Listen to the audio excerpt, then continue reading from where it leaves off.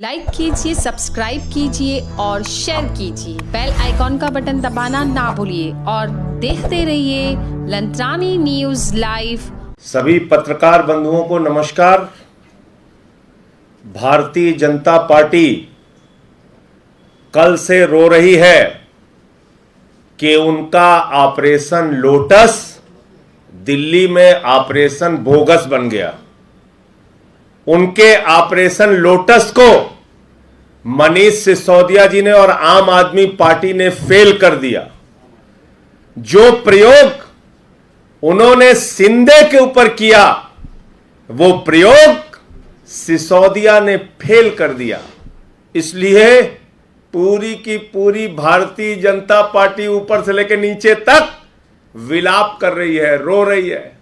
महाराष्ट्र में तो प्रयोग सफल हो गया था, मध्य प्रदेश में तो टूट करके कांग्रेस के तमाम नेता हमारे पास आ गए थे, प्रयोग सफल हो गया था। कर्नाटक में तो खरीद फरोख्त करके मंत्री पद बना के प्रयोग सफल हो गया था। गोवा में तो सरकार बनाने का तोड़ने का प्रयोग सफल हो गया था। मेघालय में तो सरकार बनाने का प्रयोग सफल हो गया था। हेमंत विश्व शर्मा को कांग्रेस तोड़कर अपनी पार्टी में लाने का तो प्रयोग सफल हो गया था। अरे ईडी की जांच मुकुल राय पर कराकर उनको तोड़ने में तो सफलता मिल गई थी, उसको भाजपा का राष्ट्रीय उपाध्यक्ष भी बना दिया गया था। लेकिन यहां पूरी की पूरी बीजेपी रो रही है, ऑपरेशन लोटस ऑपरेशन बोगस बन गया, कुछ नहीं कर पाए दिल्ली में। और भाजपाइयों, अब इधर उधर की बात मत करो। तुम्हारी ये ईडी सीबीआई की जांच ये सिर्फ और सिर्फ एक दिखावा थी, एक दबाव बनाने की कोशिश थी, दिल्ली की सरकार को गिराने का नापाक इरादा था, जिसको आम आदमी पार्टी और मनीष सिसोदिया ने फेल करने का काम किया। तुम्हें जितनी ईडी सीबीआई का इस्तेमाल करना हो, जितनी जांच एजेंसियों के जरिए दिल्ली की सरकार को गिराने की कोशिश करनी हो, गिरफ्तारी कराने की कोशिश करनी हो, कर कर देख लो, सफलता मिलने वाली नहीं है। क्योंकि यह आम आदमी पार्टी है, यह आंदोलन के कोख से निकली हुई पार्टी है। शराब नीति शराब नीति शराब नीति का ड्रामा कर रहे हो। जहरीली शराब से जिस गुजरात में 100 से ज्यादा लोग मर गए, आज तक उसका जवाब किसी बीजेपी के नेता ने नहीं दिया। क्यों नहीं शुरू की ईडी और सीबीआई ने उसकी जांच? आप मुझे जरा बताइए, येदियुरप्पा ने हजारों करोड़ का घोटाला किया माइनिंग में। आप बताइए, व्यापम में हजारों करोड़ का घोटाला हुआ, कितने बीजेपी के नेता जेल में गए, कितने बीजेपी के नेताओं पे कार्रवाई हुई? आप मुझे जरा बताइए, 42,000 करोड़ रुपए का डीएचएफएल ने घोटाला किया और 29 करोड़ रुपए बीजेपी को चंदा दिया। कितने बीजेपी के नेताओं पे कार्रवाई हुई, कितने बीजेपी के नेता जेल में गए? क्या ईडी और सीबीआई सिर्फ सरकार गिराने के लिए, सरकार में अंदर तोड़फोड़ करने के लिए एजेंसी बन गई है, जो बीजेपी के इशारे पर नाचेगी और काम करेगी? ये चीज दिल्ली में हम लोग बर्दाश्त नहीं होने देंगे। इसलिए जो काम अब तक तुमने अलग अलग राज्यों में सरकारों को तोड़फोड़ करने के लिए किया है, उसका जवाब दो। ये ऑपरेशन लोटस जो ऑपरेशन बोगस बन गया, इसका जवाब दो। क्यों मनीष सिसोदिया के ऊपर दबाव बना रहे थे सरकार तोड़ने के लिए? क्यों मनीष सिसोदिया पे दबाव बना रहे थे बीजेपी में शामिल होने के लिए? क्यों मनीष सिसोदिया के ऊपर दबाव बना रहे थे ईडी सीबीआई के जरिए कि दिल्ली की सरकार गिरा दी जाए? आप पूरे देश में यही करना चाहते हो, यही ड्रामे चलाना चाहते हो, यही तानाशाही चलाना चाहते हो। अब तुम्हारी तानाशाही दिल्ली के अंदर हम नहीं चलने देंगे। और पहले भी कहा था, अब भी कह रहे हैं, मुद्दा शराब नीति नहीं है, मुद्दा है केजरीवाल की बढ़ती हुई लोकप्रियता। कैसे 3 बार दिल्ली जीत गए, कैसे पंजाब में प्रचंड बहुमत आ गया, कैसे गुजरात में लोकप्रियता बढ़ रही है, कैसे पूरे देश में भारत को दुनिया का नंबर 1 देश बनाने का मिशन सफलतापूर्वक चल रहा है। इस केजरीवाल को रोको, मोदी जी की कोशिश ये है। आम आदमी पार्टी को रोको, मोदी जी की कोशिश ये है। इनके मिशन को रोको, मोदी जी की कोशिश ये है। इनकी तमाम जनता को दी जाने वाली निःशुल्क सुविधाओं को रोको, मोदी जी की कोशिश ये है। लेकिन मैं नरेंद्र मोदी जी आपसे कहना चाहता हूं, मैं बीजेपी के लोगों से कहना चाहता हूं, ना अब आपसे अरविंद केजरीवाल रुकने वाले हैं, ना शिक्षा और स्वास्थ्य का मॉडल रुकने वाला है। तो मुझे इतनी बात कहनी थी, और मैंने पहले भी कहा था, आज भी दोहरा रहा हूं, न दूर दूर तक कोई भ्रष्टाचार हुआ था, न है, न होगा। बहुत सारी जांचें पहले भी करा चुके, और इस बार का जो प्रयोग ऑपरेशन लोटस, ऑपरेशन बोगस बना, उसके ऊपर बीजेपी को जवाब देना चाहिए। संजय जी, एक सवाल है। पार्टी जब आई थी तो पार्टी में डिफरेंस की बात की जा रही थी और कहा था कि किसी पे आरोप भी लगे तो इस्तीफा दे देने चाहिए, कार्रवाई होनी चाहिए।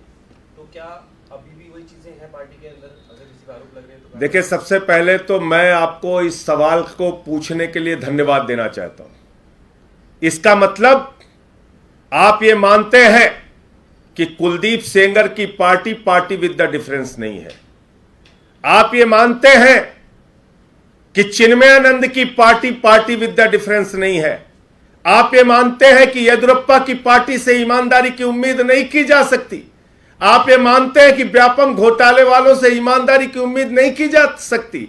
आप ये मानते हैं कि बंगारू लक्ष्मण की पार्टी से ईमानदारी की उम्मीद नहीं की जा सकती। अरे, शहीदों के ताबूत में घोटाला करने वालों से ईमानदारी की उम्मीद नहीं की जा सकती। यह सवाल आपका यही बताता है कि आपको उम्मीद है, देश को उम्मीद है, तो एक ही पार्टी से उम्मीद है, आम आदमी पार्टी से ईमानदारी की उम्मीद है। और इसके 2 उदाहरण दूंगा। भारत की आजादी के बाद एकमात्र पार्टी आम आदमी पार्टी है जिसके नेता अरविंद केजरीवाल के पास कोई सीबीआई की शिकायत नहीं आई थी, कोई ईडी की शिकायत नहीं आई थी, कोई एसीबी की शिकायत नहीं आई थी, कोई दिल्ली पुलिस की शिकायत नहीं आई थी।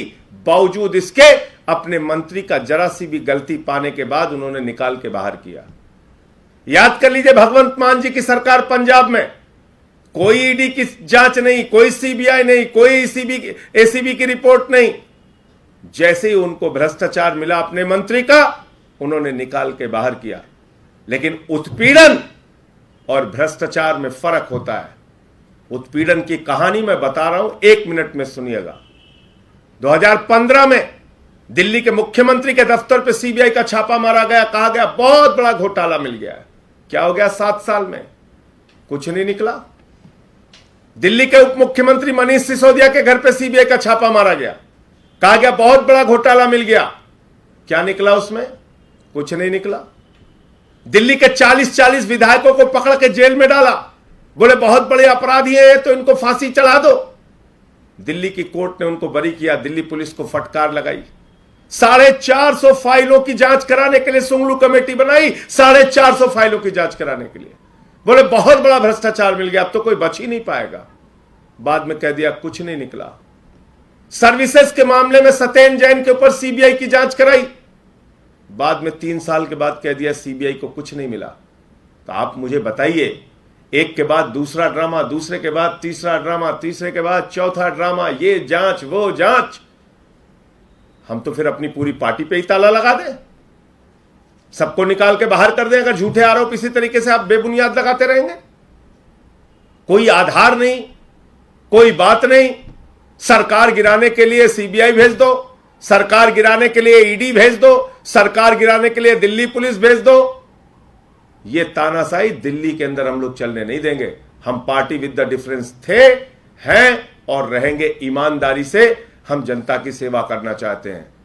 बताइए, देश के अंदर एक सरकार फ्री बिजली देती हो, फ्री शिक्षा, फ्री स्वास्थ्य, फरिश्ते स्कीम, माताओं बहनों के लिए बस की यात्रा, निःशुल्क, बुजुर्गों की पेंशन 2 गुना, बुजुर्गों की तीर्थ यात्रा, विधवाओं की पेंशन 2 गुना, दिव्यांगों की पेंशन 2। बताइए ना कौन सी सरकार काम करती है? यही काम हमने पंजाब में कर दिया, यही काम हम गुजरात में अनाउंस कर रहे हैं केजरीवाल जी की, यहां पे भी हम यही सब सारी नीतियां दिल्ली के जो कार्यक्रम है लागू करेंगे। बौखलाहट इस बात से बीजेपी वालों को, और कल से बिलबिला रहे हैं भाजपाई, बिलबिला रहे हैं बेचारे कि अरे बाप रे बाप, हमारा तो ऑपरेशन लोटस, ऑपरेशन बोगस बन गया, फेल हो गए हम तो जो प्रयोग शिंदे पे सफल हुआ वो प्रयोग सिसोदिया पर फेल हो गया। संजय जी, आज बीजेपी ने प्रेस कॉन्फ्रेंस करके प्रेस सेट ऑफ एलिगेशंस लगाया है, जिसमें दो प्रमुख बात निकल के आ रही है। एक, उन्होंने नाम लिया मैन्युफैक्चरर्स का जिनको L1 लाइसेंसेस दिए गए। अब उनको जितना ड्रामा कर रहे हैं करने दीजिए, उनको जितनी नौटंकी कर रहे हैं करने दीजिए। अब उनका असली चेहरा देश के सामने आ गया। उनका मकसद था दिल्ली की सरकार को गिराना। पहला इसका जवाब दो कि जो प्रयोग तुमने हर राज्य के अंदर सरकारों को गिराने के लिए, विधायकों को खरीद फरोख्त करने के लिए किया, ये कुत्सित प्रयास, ये तानाशाही दिल्ली के अंदर क्यों कर रहे थे, इसका जवाब देना। अब बीजेपी बेईमानों की सरगना पार्टी, जिसके अंदर 5 लाख करोड़ रुपए अपने पूंजीपति मित्रों का ये लोग टैक्स माफ कर देते हैं, 10 लाख करोड़ रुपए बैंकों का राइट ऑफ कर देते हैं, वो हमसे सवाल पूछेंगे। वो हमसे सवाल पूछेंगे जिनका राष्ट्रीय अध्यक्ष रक्षा सौदे में दलाली खाते हुए कैमरे पे पकड़ा गया हो। उनके सवालों का रोज रोज अब जवाब देना हमारी कोई मजबूरी नहीं है। उनको पूरे देश को बताना चाहिए ये ऑपरेशन लोटस के जरिए दिल्ली की सरकार को गिराने और मनीष सिसोदिया को सीबीआई की धमकी देके तोड़ने की कोशिश क्यों कर रहे थे, इसका जवाब दो। लाइक कीजिए, सब्सक्राइब कीजिए और शेयर कीजिए। बेल आइकॉन का बटन दबाना ना भूलिए और देखते रहिए लंत्रानी न्यूज़ लाइव।